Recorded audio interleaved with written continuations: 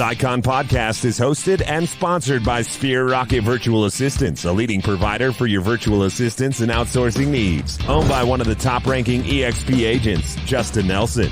Sphere Rocket VA provides a one-stop virtual staffing solution for business owners, and we specialize in helping business owners grow their business by leveraging through virtual assistants. Trusted by the top names in the real estate industry like Kyle Whistle, Andrew Franklin, John Kitchens, and many more. Get ready to up your success and we'll help you achieve your business goals. Book your free consultation at sphererocketva.com and find out how we can make your life easier.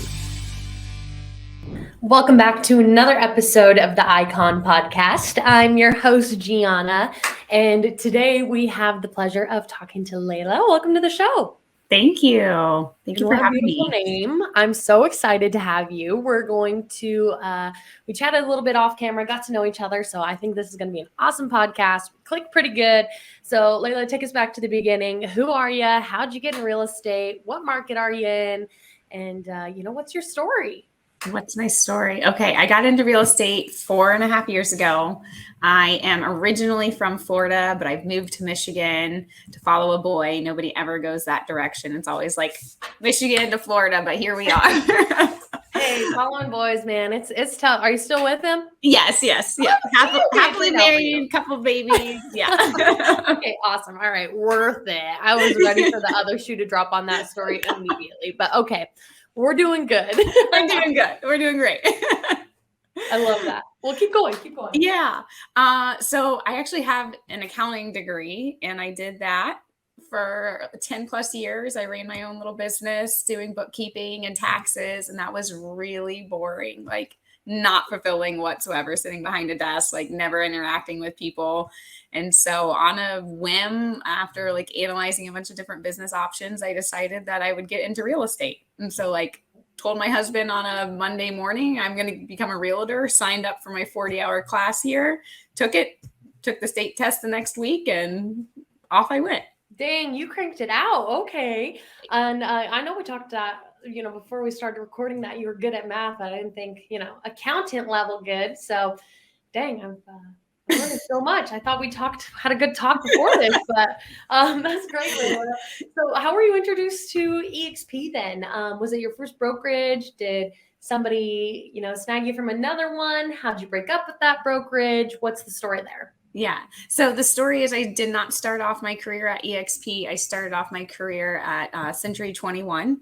Okay. I went with a small brokerage office in our downtown area in Rochester, and that broker had been in business for 45 years. So it was a very safe starting point. And as you know, that 40-hour class that you take does not prepare you for what real estate is all about. Nothing. Right? Nothing. Yep. It's I get it. Yeah, I'm okay, there should be there should be a long course of okay, you're becoming a realtor, you're starting your business, this is what it really entails. Here's this, here's that. Yeah, no, they're memorize these definitions that you're never going to use again. And good luck learning how to write an offer letter. Right? Get out there. Yeah. What is networking? What is commission? What are splits? What is this? Nothing. Yeah. I totally get it. So how'd you get, they kind of mentored you through that?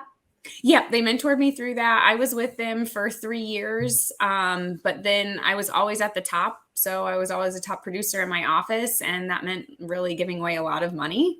And so I was like, wait a second, I got into this to start my own business, not to run somebody else's business and make them, a lot of money off of my sweat equity. So then I started exploring I interviewed at so many different brokerages in my accounting background. I literally created an Excel spreadsheet, and it was okay, if I do, $5 million every single year, what does that look like at, Century 21? What does it look like at EXP, KW, Real Estate One, Caldwell Banker, Remax? I literally had an Excel spreadsheet. And at the end of the day, it was okay, I can make the most amount of money at EXP. And I took my time and really analyzed it. I took too much time, if you want to know the truth. It took me a year of attending things and just watching. And my sponsor is actually Amy out of Arizona. So she's not even here in my local area. But it was okay, eventually it's okay, what are you waiting for? Right. No, I totally get that. Like, and I wish you would have done it sooner, and stock options, collaboration, rev share, all this. And like you mentioned, leaving so much money on the table, and then running somebody else's business when you can be literally earning that cap back as you've experienced as an icon agent, which is incredible. And so, Leila, now that you're over EXP, what's your favorite part about it? Like, what have you come over and discovered? Maybe something you weren't expecting or knew about, but didn't think would be as great as, they advertised it to be. Yeah, I would say the amount of collaboration. So, like, my upline is just fantastic. And I think that's probably one of the things that when I was doing my Excel spreadsheet that I didn't take, I took it into consideration, but until you experience that, you can't really understand what that means. Mhm. And just being able to collaborate. I mean, I have like, they've become dear friends of mine, but I have an investment property now in Kentucky with one of the agents that's in, she's not like, in my downline or upline, but she's in our group. So I have, that, and just the amount of collaboration, like to be able to jump on my Facebook chat and just like ask them a question. Hey guys, I have this going on. How would you handle it? And, every week we're meeting. Comments like immediately. Yeah, exactly. And just like every week there's so many meetings, like I can't even attend them anymore because there's just so many training, valuable things. I mean, if you want to learn anything, and that wasn't at my old brokerage. I mean, we had a 50-person office, and they were kind and loving and caring. And if I had a question to one of the top, producers that was in the office at the time, they would do their best to answer it. But there wasn't, I don't even know how many are on my upline, honestly, but there wasn't that 3,000 agents who are just willing to share because I have something, right, that's valuable to them, and they have something that's valuable to me. And so we're all willing to like share and collaborate. And my business is literally, I mean, I don't know, I should have the math, but I closed 33 deals to Icon. I had never gotten anywhere close to that in the 3 years before. So yeah. It's crazy. The amount of just leveraging with EXP and the amount of production that you can get done, and like the rapidness that you can get help and mentorship and jumping into EXP world. It's pretty cool. It's really awesome. I mean, I jump onto the workplace chat all the time and hit one of the brokers up here in Michigan for a question, and they always get back to me like right away, pick up the phone and call or whatever. Like, oh, I would handle it like this. Okay, great. Just making sure I'm on the right track. It's awesome. I love that part of it. And it's been something that just stands out about EXP compared to other brokerages. And Leila, before we get into the Icon Award, let's talk about you. You said, you're a wife, you're a mom. You got a lot going on, kind of running your own business, lots of production. So how do you chase this work-life balance that everybody talks about? Oh, I suck at that. I'm going to be honest. How do you try? All the realtors I've talked to suck at it. Like, don't get me wrong. But how do you try to recharge? How do you try to be, your best self to your clients, your family, your spouse, your business partners, upline, whatever that is? What fuels you? Yeah. Well, I would definitely say letting go of that control was like really the key, like hiring the transaction coordinator. Yeah. And for a long time, I was hesitant about that, right? Letting go of that control. So I think that the key to the work-life balance is just understanding we all have 24 hours in a day, and that you have to start to delegate, right? Like you just do. So my first one was the transaction coordinator. That's freed up a lot of my time. And remember, like everything I do is analyzed from an accounting background. So at first I was like, oh, giving away this money. And then it's like, no, honestly, giving away a small piece of money to gain back my time is well worth it. So just learning to give up some of those things to a transaction coordinator. And recently I brought on a personal assistant to help me from, day to day, because I stage some of my properties when they need staging. So just having someone, hey, can you come help me load up the U-Haul and pack and unpack and set it up? And hey, I started doing door hangers. So there was a lot of things that I wanted to always get to for that work-life balance. And I was just like burning out. Like, okay, I'm up at 6 a.m. I put the kids to bed, and then I'm on my laptop till 11, and I'm still have this to-do list and I'm not getting to. So then it was just like, all right, if you want to get to everything, you got to ask for help. So that's how I do it. Ask for help. Absolutely. And leveraging that out is just it's the only answer to, taking your business to the next level, increasing that production, And then you're thinking, oh gosh, I've got to pay this assistant. But in reality, you're also making more money because you've invested in that assistant. You have to spend money to make money. And I mean that. I'll die on that hill. 100%. Yeah. It's like, okay. Like yesterday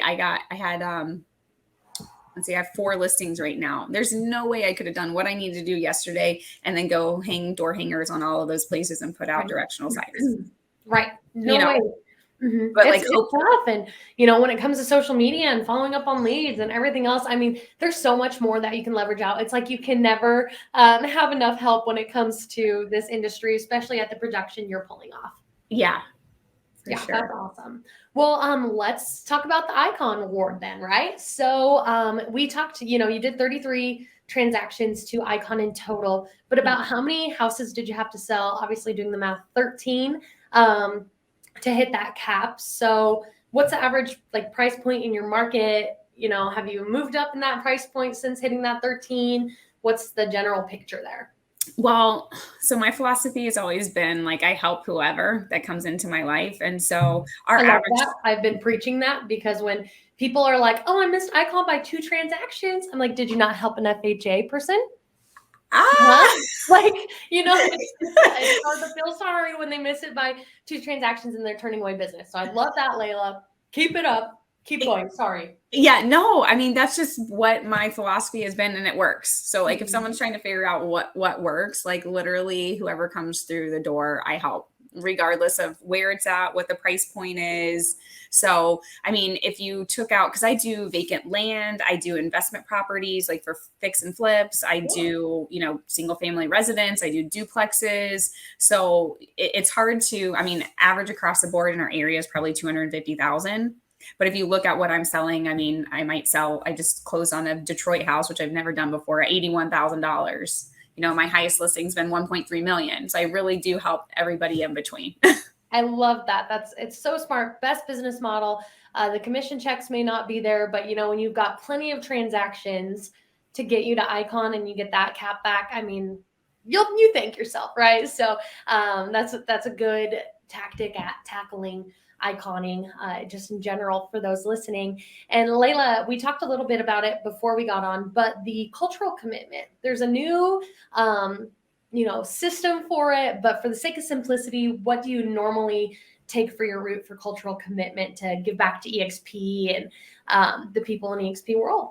Yeah. So this will be my first time iconing because I just completed my first year here at EXP. Congratulations. Thank you. So when I did it, the cultural commitment was, I think there's a few options, but the one I've signed up for is teaching inside of EXP World. So I'll do that 6 times throughout the year, this upcoming year. So I think my first time is supposed to be in August, but I better get on it because I don't have my slide deck prepared yet. We got a couple weeks, so we'll be all right. We're all right. Yeah, so that's going to be I think just for simplicity reasons, the first time around, that's what I'll do. And then maybe next year when I icon, there'll be a point system and it'll be a little bit different. So I'll try out some other things. She says when I icon, not if I icon. Everybody listen to that too. She's got a plan. And if you don't set your goals there, you're not don't underset your goals. You know what I'm saying? And that's something big I've learned on this podcast as well. And Leila, what's been your favorite part about iconing? You get this great reputation. It's easy to throw referrals to you because they know you'll get the job done. You get your cap back in stock, opportunity to go to EXPCon, shareholders, a nice big shining glass trophy. So what stands out to you? What makes you say, man, I've got to icon again next year for sure? Yeah, I think my first year, it was just my goal when I came over to EXP, to prove that, hey, look, you can go work somewhere where you can earn your, cap back. And everyone honestly was like, that's such bullshit. It's not going to happen. And I was like, okay, don't tell me that's not going to happen. Only about 2,400 people out of 80,000 have done it, Leila. So that's awesome that you did it first year. Yeah.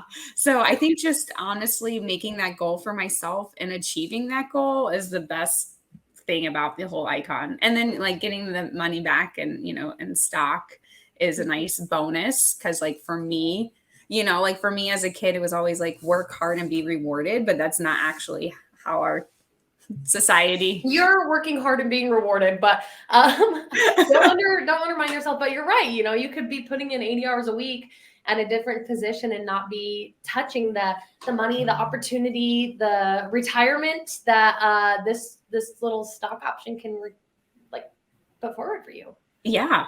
No, I can't wait to see in 3 years what my 16,000 is worth. Yesterday was like, invest now. Don't look at it for 5 years. Oh, and yeah. Like, good plan. Just forget about it. And then you're like, oh, happy surprise. Yes, exactly. Yeah. No, that's always my strategy. If I'm investing in something, it means I don't need to touch that money. Like, right. If you need to touch some money, don't invest. Yep. Good point, Leila. And so, you know, that's the stock options that you really like. Okay, awesome. And then you, we're talking about that you iconed your first year, which kind of brings me to my next question, which is it possible to icon your first year, right? So obviously you've proved that, which is great. What are some mistakes that maybe people watching should stray away from if they're shooting for that same goal? What are little goals you set out for yourself and kind of your secret weapon for iconing your first year? Yeah. So I would recommend everyone has an Excel spreadsheet or whatever type of tracking. That's the accountant in her talking. Yes. And I say that because I honestly didn't have it in front of me when I was like trying to icon. And I have this local agent who was like, well, where are you? What are you doing? Like, how do you not know how many deals you need? Like, you need to know this. How can you accomplish something if you don't have the data? Yeah. Man, like so spot on. So then I like did my Excel spreadsheet and I was like, oh my gosh. And like 1.5 months, I need 5 point something transactions. And then you're like, okay, how am I going to make this happen? Like you learn what you can and cannot use as a transaction. You know, one of my deals I double dipped on and I was rolling over. I had capped in the middle of the deal. So like, you know, when you double dip a deal, it doesn't count for icon. So you start to learn like all the little nuances of like, okay, how am I going to achieve this? So I would say like anyone that actually wants to icon, have that Excel spreadsheet where you're tracking your deals that have closed, you're tracking those hot leads, you're tracking what's pending, and you really know like, okay, this is how much I need. Like I started that like 2 days ago. I was like, okay, I'm about to cap. Like how many more transactions are in my pipeline right now that is going to cap? And then like, how many more am I going to need to icon? So and is it going to hit before the end of my year? Right. Like, yeah. How hard do I need to be hustling? For sure. You know, because if you don't know how hard you need to be hustling, then you're just kind of like lackadaisical. Right. And you're like, oh, like making it through the busy season. This is great. Warm weather. Everything's fine. Are you going to have enough? You know, to get you through the fall and winter and push you over that icon, you know, cap and transaction requirement. Yeah. And I would say because the goal of mine was to icon, I learned how to follow up. I learned how to start talking to leads that, you know, and I really need to work on that. But I had no, like what I learned is I had no follow-up game. I had no like strategy on how to talk to leads. I don't know scripts. Like I didn't. So I was like, okay, if, you know, I'm going to go from like 1 to 2 transactions to, you know, 10 transactions in a month, you better step it up.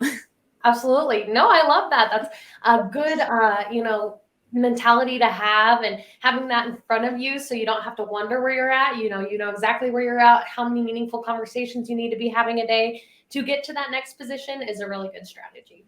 For sure. And Leila, we're coming up on 20 minutes, so I've got my last question for you. It's kind of a 2-part question, but the first part is going to be, you know, were you ever skeptical of EXP, kind of saw the greener grass, waiting on that other shoe to drop? Yeah, like I said, it took me a year of analyzing it. One, I thought it was too good to be true. So that's kind of what I was skeptical about. Like, okay. And then I was talking to the wrong people. And so when you talk to the wrong people, they're going to put negative thoughts into your head, or they're going to put thoughts into your head and they don't really know, right? They're just repeating what they've heard, and you have to remember where their motivation came from. So it took me a year because I was listening and chatting with people, and they were like planting those seeds of like, no, it can't be that good to be true. So, right. But everything that they told me is bullshit. Yeah, the brokerages. And, I heard a guy tell me he had like a 2-page list from his broker when he was looking at switching that he found out was all false. Yeah. Yeah. So you got to go straight to the source. And, for my next part of the question, Leila, what would you have to say to somebody who's sitting on that fence, or maybe even yourself, if you could go back in time? What would you say to yourself to make yourself make that jump? The number one thing I hear is that I wish I would have done it sooner. So, how would you have that conversation with someone now, or yourself back when you were skeptical and could have been earning cap back in stock and leaving so much money on the table? For sure. If I could go back and tell myself, wow.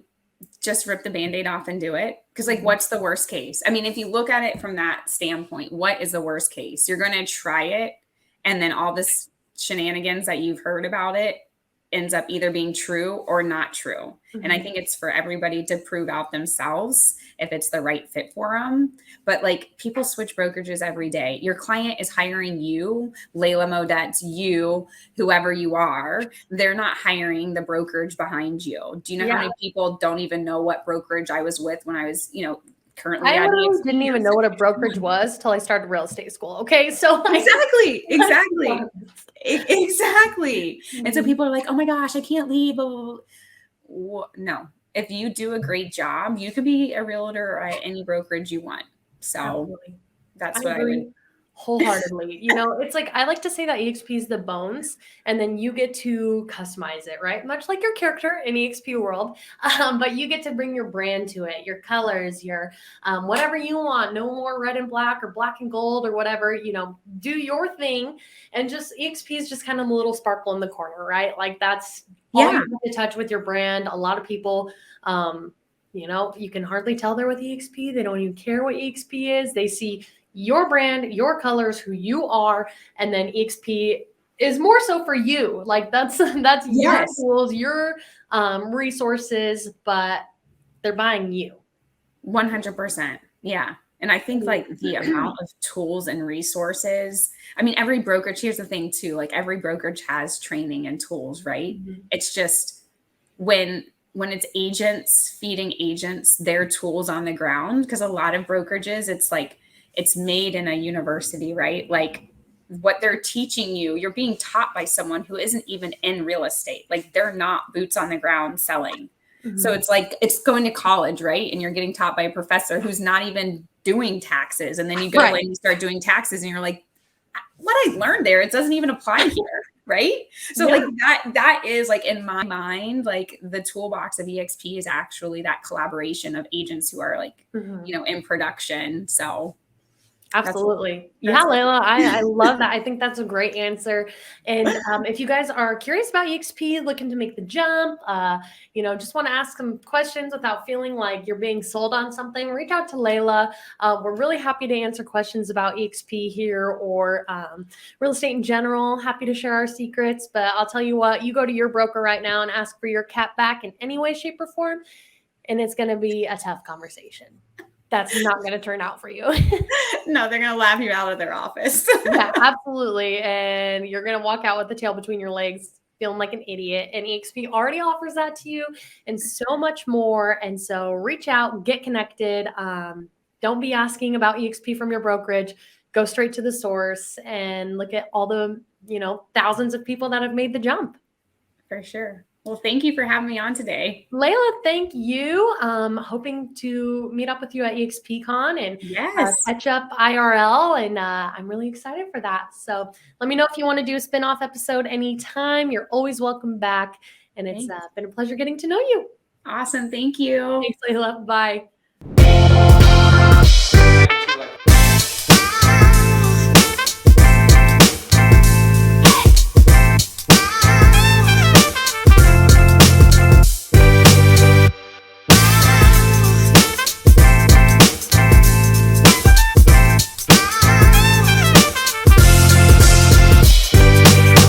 This Icon podcast is hosted and sponsored by Sphere Rocket Virtual Assistants, a leading provider for your virtual assistants and outsourcing needs. Owned by one of the top-ranking EXP agents, Justin Nelson.